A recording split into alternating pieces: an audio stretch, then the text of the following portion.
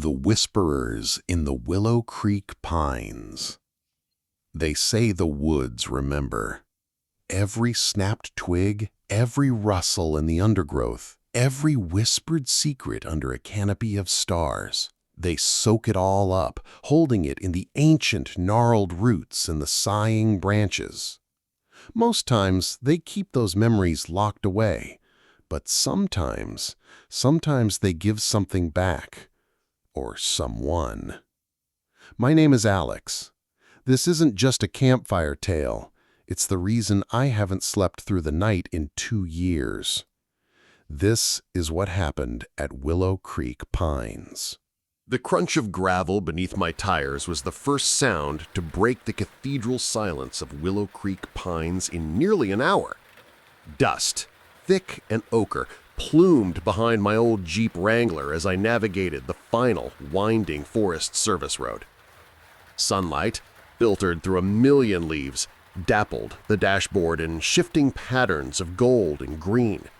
After months of city grind, the relentless blare of horns, the sterile glare of fluorescent lights, the suffocating press of humanity, this felt like stepping onto another planet. Peace, solitude, exactly what the therapist ordered. "Reconnect with nature, Alex," she'd said. "Find some quiet to quiet the noise inside." Well, Willow Creek promised quiet in spades. I'd chosen it specifically because it was not the popular state park further south. No groomed trails, no ranger station with a gift shop selling stuffed bears, just a designated primitive camping area marked by a faded wooden sign nearly swallowed by ferns. Site 7, 1 mile. The site itself, when I finally bumped into the small clearing, was idyllic.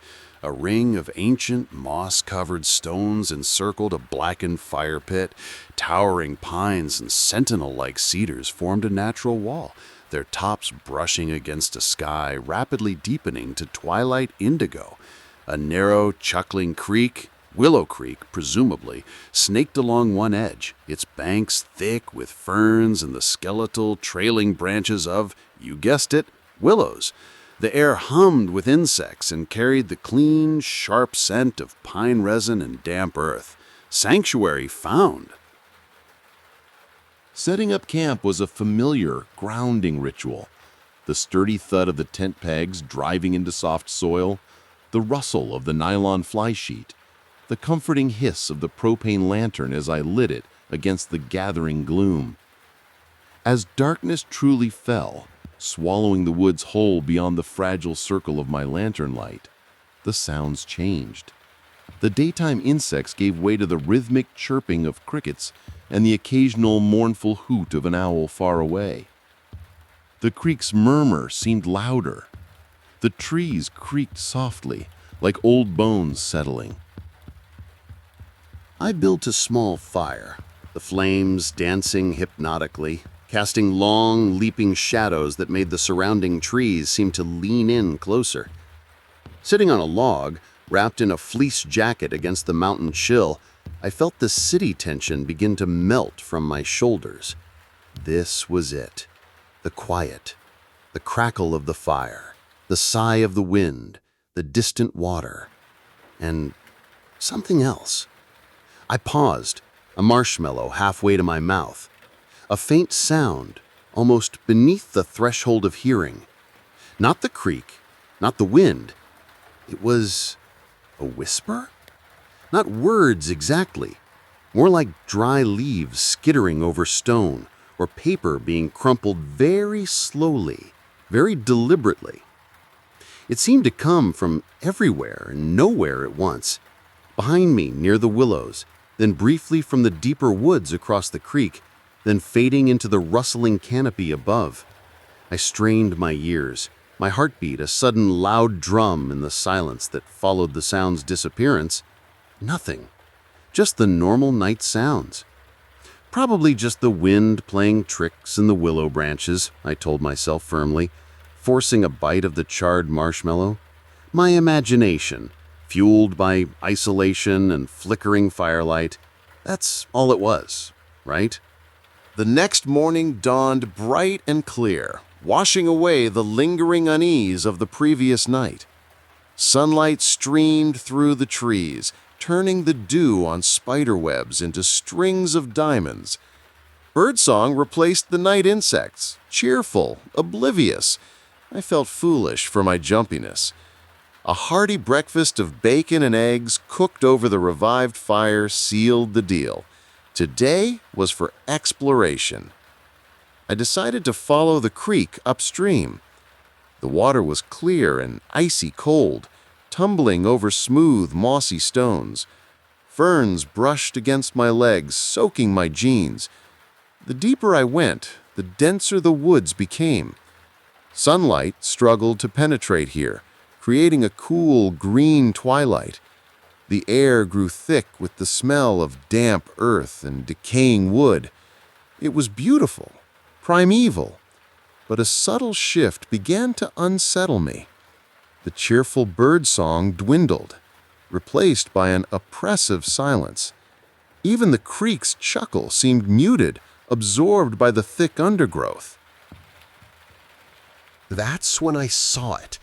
Tied around the slender trunk of a young pine, about eye level, was a cluster of objects. Not natural. 3 small gray stones, unnaturally smooth, bound together with what looked like braided strands of dark hair. Too coarse to be human, maybe deer? Woven in were brittle, dried leaves and a single large crow feather, starkly black against the gray stone. It was crude, deliberate, and profoundly unsettling. A chill, unrelated to the cool forest air, snaked down my spine. Who would leave this here, and why? I touched one of the stones. It was cold, unnaturally so. A sharp snap echoed from further upstream. I froze, hand jerking back. Silence descended again, heavier than before. My heart hammered against my ribs. The cheerful explorer was gone, replaced by a primal awareness of being watched. I scanned the dense foliage, the shifting shadows between the trees. Nothing moved. Nothing visible. Decided retreat was the better part of valor. As I turned back, the whispers began again, louder this time. Still wordless, but more insistent. That same dry, skittering sound, like claws dragging lightly over bark. It seemed to follow me, keeping pace just beyond the edge of sight. Scritch, scritch, pause. Scritch, scritch, scritch. It came from the left, then the right, then directly behind me. I whirled around, breath catching in my throat. Nothing. Just endless trees and ferns. Panic started as a cold knot in my stomach, spreading icy tendrils. I quickened my pace, the whispers seeming to multiply, overlapping now, a susurrating chorus just below the level of clear hearing. Were they laughing? My boots slipped on wet stones. I stumbled, catching myself on a mossy log. The whispers stopped instantly. In the sudden, ringing silence, I heard only my own ragged breathing and the pounding of my blood in my ears. The woods felt charged, waiting. I pushed myself up and practically ran the rest of the way back to camp, the feeling of unseen eyes burning into my back the entire way.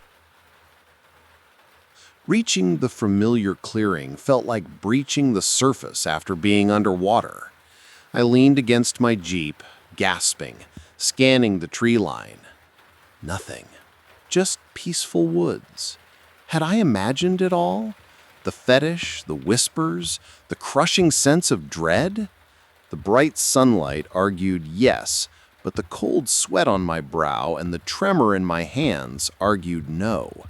Sanctuary felt fragile now, the encircling trees less like protectors and more like silent observers. That night, the fire felt like a pitiful defense. The whispers started earlier, before full dark even settled. They weren't just around the campsite now. They seemed to come from inside the ring of stones, from the very ground beneath my feet. Low, guttural sounds mixed with the dry skittering. And then a new sound, a soft, wet clicking like a tongue probing rotten teeth. It came from the dark mass of willows near the creek. I gripped my camping knife, knuckles white, staring into the impenetrable blackness beyond the firelight. Sleep was impossible. Every rustle in the ferns, every snap of a twig sent jolts of terror through me. The woods weren't just remembering anymore. They were awake. The third day dawned gray and oppressive. Thick fog had rolled in overnight, muffling sound and reducing the world to a ghostly circle of visibility maybe 20 feet across. The towering trees were mere suggestions in the gloom. The cheerful birdsong was utterly absent. An unnatural silence hung heavy, broken only by the drip, drip, drip of condensation from the leaves. It felt less like morning and more like the world holding its breath. My nerves were frayed wire. Every shadow in the fog seemed to shift. Every drip sounded like a stealthy footfall. The whispers had continued sporadically through the darkest hours, a constant, maddening soundtrack to my terror. I needed to get out, now. Packing up camp became a frantic exercise. My hands fumbled with zippers and knots. The cheerful sanctuary had become a claustrophobic nightmare. I just needed to get to the Jeep, get down the mountain, get back to cell service, get back to light and noise and people. I was wrestling the tent pegs out of the stubborn earth when I heard it. Not a whisper this time. A voice. Clear, chillingly familiar, yet horribly wrong. It came from the fog, near the creek willows. Alex? Hey, Alex, you down here? My blood turned to ice. It was Eli's voice. My best friend, Eli. But Eli was hundreds of miles away, backpacking in the Rockies. Impossible. Alex? Come on, man, it's freezing. Where are you? The voice was Eli's. The slight rasp, the upward inflection at the end of sentences. But it was flat, emotionless, like a recording played back slightly slowed down. And beneath it, faintly, was that same wet, clicking sound. Eli? My voice came out a strangled croak. How are you here? Got done early. Thought I'd surprise you. Found your car. Man, this fog is brutal. Can barely see my hand in front of my face. Where's your camp? Follow my voice. Logic screamed trap. Every horror movie instinct I possessed shrieked in warning. But the sound of a friendly voice, Eli's voice, after days of isolation and terror, was an almost irresistible lure. Hope, treacherous and desperate, warred with bone-deep dread. Eli? I called again, taking a hesitant step towards the willows, towards the voice. The fog swirled thickly. Is it really you? Who else would it be, dude? The voice was closer now, just beyond the first line of willows. Come on, I'm soaked. Got a fire going? Another step. The air near the creek felt colder, damper. A smell hit me, not the clean pine scent, but something dank and organic, like stagnant pond water and rotting vegetation.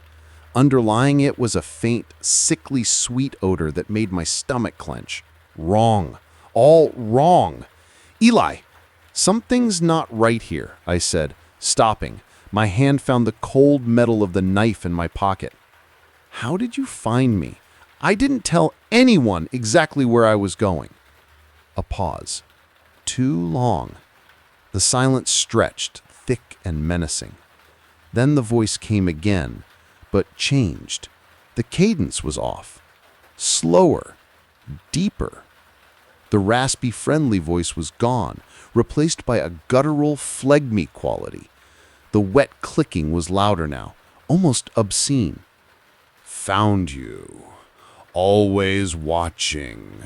The woods remember. They show us. Panic exploded in my chest. I stumbled backwards, away from the willows, away from that horrible parody of my friend's voice. "Stay away!" I screamed, my voice raw with terror. Laughter answered me. Not Eli's laugh. This was a dry, rattling sound, like pebbles shaken in a brittle gourd. It seemed to come from multiple points around me in the fog. The whispers erupted again, louder, more frenzied than ever, a chaotic chorus of skittering, clicking, and that dry, rasping laughter. Then movement. A shape coalesced in the fog near the willows. Tall, impossibly thin, its outline blurred and shifting. It wasn't human. Its limbs seemed too long, too jointed. Its head was a distorted shadow. It didn't walk. It seemed to lurch, its movements jerky and unnatural, like a puppet controlled by broken strings. And the smell, the rotting vegetation smell intensified, mixed now with something metallic, coppery, like old blood. It took a step towards the clearing, towards me. A low, guttural moan vibrated from it, a sound of pure hunger and desolation. The whispers reached a fever pitch, swirling around me like angry hornets. I didn't think. I turned and ran, not towards the jeep. The path was swallowed by fog, and the thing was between me and it. I ran blindly into the woods on the opposite side of the clearing, crashing through ferns and low branches, driven by pure animal terror. Thorns ripped at my clothes and skin. I fell, scrambled up, fell again. Behind me, I heard the crashing pursuit, heavy, deliberate, snapping branches, and above it, the relentless, hungry whispers, and that terrible, wet, clicking sound, horribly close. Running blind in fog-shrouded woods is its own special kind of hell. Every root is a trap, every low branch a claw aiming for your eyes. The crashing pursuit behind me was terrifyingly loud, a relentless engine of destruction tearing through the undergrowth. The whispers were a constant, maddening soundtrack, seeming to come from the trees themselves, urging the thing behind me on. Skritch, catch him. Click, click, hungry. My lungs burned, my legs screamed. Adrenaline was the only fuel keeping me moving. I had no destination, only the desperate need to put distance between myself and that. I stumbled down a steep, fern-covered slope, losing my footing and tumbling the last few feet, landing hard in a shallow gully choked with dead leaves. Pain lanced through my ankle. Gasping, I scrambled behind the thick trunk of a fallen cedar, pressing myself into the damp, rotten wood, trying to make myself small, invisible. The crashing stopped abruptly at the top of the slope. Silence descended, thick and suffocating. Even the whispers ceased. Only the frantic drumming of my heart filled my ears. Had I lost it? Was it circling? I strained to hear over my own ragged breaths. The fog pressed close, a wet, gray shroud. Minutes crawled by, each one an eternity of dread. Then a sound. Not crashing, not whispering. A soft, rhythmic thud. Thud. Thud. Like something heavy being dragged through the leaves. It was coming from the top of the slope, moving slowly along the edge, pacing, searching. Thud, drag, thud, drag. It was methodical, patient. My hiding place felt ludicrously exposed. Every instinct screamed to run again, but my ankle throbbed, and I knew I couldn't outrun it now. I was cornered prey. The dragging sound stopped directly above me. I held my breath, pressing my face against the rotten bark, squeezing my eyes shut. Please, please go away. Please don't see me. Silence. Then a low, wet, sniffing sound, loud, deliberate, like a hound catching a scent. It sniffed again, long and drawn out, right above my head. The stench of decay and stagnant water washed over me, thick enough to taste. My stomach heaved. A guttural grunt, a sound of satisfaction. Then movement. Not down the slope towards me. The dragging sound started again, moving away, back the way it had come. Thud, drag, thud, drag, fading slowly into the fog. I stayed frozen behind that log for what felt like hours, long after the sound had vanished, long after the worst of the fog began to thin, revealing the grim gray light of late afternoon. My ankle was swollen and angry, but the terror was a colder, deeper pain. It hadn't attacked. It had smelled me. It knew I was there. Why did it leave? The thought offered no comfort, only a deeper layer of dread. It hadn't been done with me. It was playing. Getting back to camp was an ordeal of pain and paralyzing fear. Every shadow made me jump. Every rustle was the whisper returning. I half expected to find the thing waiting for me, sitting on my log by the dead fire. The campsite was empty, but it was violated. My tent was slashed open, the nylon hanging in ragged strips. My sleeping bag was shredded, foam stuffing scattered like dirty snow. My food cooler was tipped over, contents strewn and crushed. My backpack lay ripped apart, its contents spilled and trampled. The fire pit stones were kicked out of their circle. It hadn't just left, it had thrown a tantrum. And near the ripped tent flap, half buried in the mud, lay another fetish. Similar to the one I'd found upstream, but larger. 3 larger, darker stones bound with coarse, dark hair. Woven in were strips of brightly colored nylon from my tent or sleeping bag, and in the center, tied with a crude knot of vine, was a single mud-smeared item. My driver's license. My own face stared blankly up from the dirt. A message. A trophy. A promise. I didn't bother packing anything else. Limping, sobbing with pain and terror, I threw myself into the Jeep, fumbling the key, praying it would start. The engine roared to life, a beautiful mechanical sound. I reversed wildly, spinning the wheels in the dirt, then slammed it into drive and hurtled down the Forest Service road, branches scraping the sides like skeletal fingers trying to hold on. I didn't look back, not once, but I felt it, the weight of the woods watching me leave. And beneath the roar of the engine, beneath the frantic hammering of my heart, I thought I heard it one last time. Not a whisper, not a click. A sigh. A vast, ancient exhalation of disappointment, carrying on the wind through the pines. Then silence. I made it out, obviously. Got my ankle looked at. Bad sprain, nothing broken. Told the rangers, well, I told them about vandalism, about an animal tearing up my camp. I mentioned the weird fetishes. They looked at me with a mixture of pity and skepticism. Kids messing around sometimes, one said, or maybe a bear. They get curious, destructive. They found no trace of anyone else. No sign of Eli, of course.